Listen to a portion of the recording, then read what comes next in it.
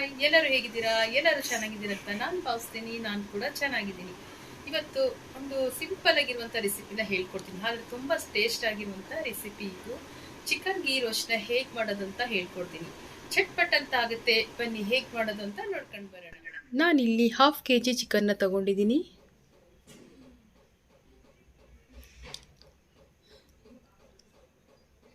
ಪುದೀನ ಸೊಪ್ಪು ಮತ್ತು ಕೊತ್ತಂಬರಿ ಸೊಪ್ಪು, ಚಕ್ಕೆ, ಲವಂಗ, 2 ಏಲಕ್ಕಿನ ತಗೊಂಡಿದ್ದೀನಿ. ಶುಂಠಿ ಮತ್ತು ಬೆಳ್ಳುಳ್ಳಿ ಹಾಗೂ ಒಂದು 5 ಹಸಿಮೆಣಸಿಕಾಯಿನ ತಗೊಂಡಿದ್ದೀನಿ.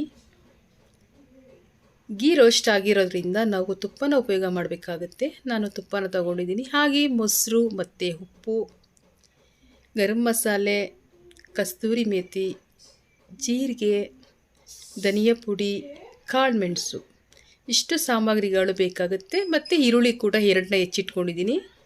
ಮೊದಲಿಗೆ ನಾನು ಮಿಕ್ಸಿ ಜಾರ್ಗೆ ಕೊತ್ತಂಬರಿ ಸೊಪ್ಪು ಮತ್ತು ಪುದೀನ, ಹಸಿಮೆಣಸಿಕಾಯಿ,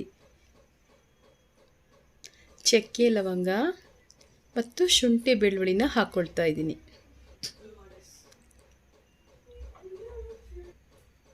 ಹಾಗೂ ಮೆಣಸನ್ನು ಹಾಕ್ತಾಯಿದ್ದೀನಿ. ಇದ್ರ ಜೊತೆಗೆ ನಾನು ಮೊಸರನ್ನು ಕೂಡ ಹಾಕ್ಕೊಳ್ತಾ ಇದ್ದೀನಿ. ಇವಾಗ ಇದನ್ನು ನೈಸಾಗಿ ನಾವು ಗ್ರೈಂಡ್ ಮಾಡ್ಕೊಳ್ಬೇಕಾಗುತ್ತೆ.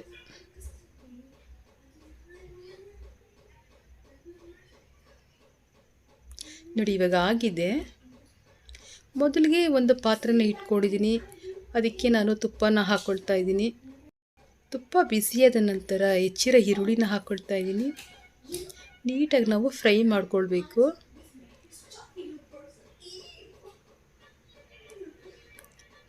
ನೋಡಿ, ಈ ರೀತಿ ನೀಟಾಗಿ ಫ್ರೈ ಮಾಡ್ಕೊಳ್ಬೇಕು. ಇದ್ರ ಜೊತೆಗೆ ಸ್ವಲ್ಪ ಜೀರಿಗೆನ ಹಾಕ್ಕೊಳ್ತಾ ಇದ್ದೀನಿ.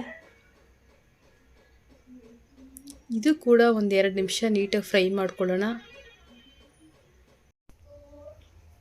ಈಗ ಚಿಕನ್ ಕೂಡ ಸೇರಿಸ್ಕೊಳ್ತಾ ಇದ್ದೀನಿ. ಚೆನ್ನಾಗಿ ಫ್ರೈ ಮಾಡ್ಕೊಳ್ಬೇಕು. ಒಂದು 2-3 ನಿಮಿಷ ಫ್ರೈ ಮಾಡ್ಕೊಳ್ಳೋಣ.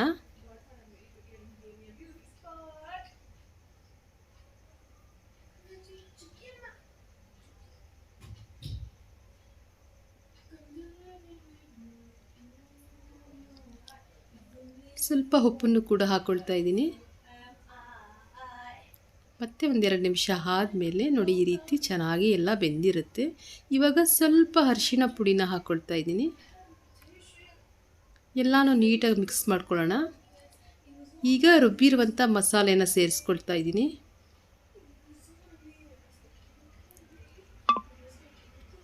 ಚೆನ್ನಾಗಿ ಎಲ್ಲನೂ ಮಿಕ್ಸ್ ಮಾಡಿಬಿಡೋಣ. ಸ್ವಲ್ಪ ನೀರನ್ನು ಕೂಡ ಇದ್ರ ಜೊತೆಗೆ ಸೇರಿಸ್ಕೊಳ್ತಾ ಇದ್ದೀನಿ.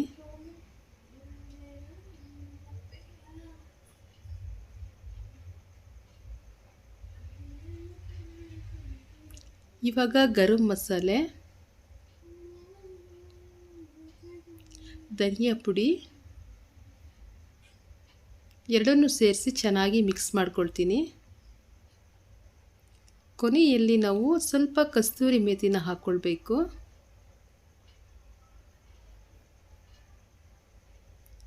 ನೋಡಿ, ಎಷ್ಟು ಗ್ರೀನ್ ಆಗಿದೆ ಚಿಕನ್ನು.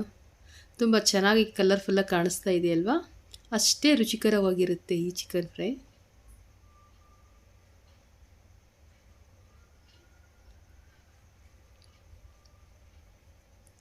ಚಿಕನ್ ಗೀ ರೋಸ್ಟ್ ರೆಡಿಯಾಗಿದೆ. ಇದನ್ನು ನಾವು ಚಪಾತಿ ಹಾಗೂ ರೈಸ್ ಜೊತೆ ಕೂಡ ತಿನ್ನಬಹುದು. ತುಂಬ ಚೆನ್ನಾಗಿರುತ್ತೆ. ರೋಟಿ ಜೊತೆ, ದೋಸೆ ಜೊತೆ ಕೂಡ ನಾವು ಇದನ್ನು ತಿನ್ನಬಹುದು. ಈ ವಿಡಿಯೋನ ನೋಡಿದ್ರಲ್ವಾ? ನಿಮಗೂ ಕೂಡ ಈ ವಿಡಿಯೋ ಇಷ್ಟ ಆಗಿದ್ರೆ ಈ ರೆಸಿಪಿನ ನಿಮ್ಮ ಮನೇಲಿ ಕೂಡ ನೀವು ಟ್ರೈ ಮಾಡಿ. ಹಾಗೆ ಯಾವ ರೀತಿ ಈ ರೆಸಿಪಿ ಬಂತು ಅಂತ ನನಗೆ ಕಾಮೆಂಟ್ ಮಾಡಿ. ಈ ವಿಡಿಯೋ ನಿಮಗೆ ಇಷ್ಟ ಆದಲ್ಲಿ ನನಗೆ ಲೈಕ್ ಮಾಡಿ. ಹಾಗೂ ನಿಮ್ಮ ಫ್ಯಾಮಿಲಿ ಫ್ರೆಂಡ್ಗೂ ಕೂಡ ನೀವು ಶೇರ್ ಮಾಡಿ. ಯಾರ್ಯಾರು ಇನ್ನೂ ಸಬ್ಸ್ಕ್ರೈಬ್ ಮಾಡದೆ ನೋಡ್ತಾ ಇದ್ದೀರಾ, ಪ್ಲೀಸ್ ಸಬ್ಸ್ಕ್ರೈಬ್ ಮಾಡಿ. ಹಾಗೂ ನನಗೆ ಸಪೋರ್ಟ್ ಮಾಡಿ ಅಂತ ನಾನು ಕೇಳ್ಕೊಳ್ತೀನಿ. ಈ ಮೊದಲೇ ನನ್ನ ವಿಡಿಯೋನ ನೋಡಬೇಕಂದ್ರೆ ಬೆಲ್ ಐಕನ್ನ ಕ್ಲಿಕ್ ಮಾಡಿ. ಟೇಕ್ ಕೇರ್, ಬಾಯ್.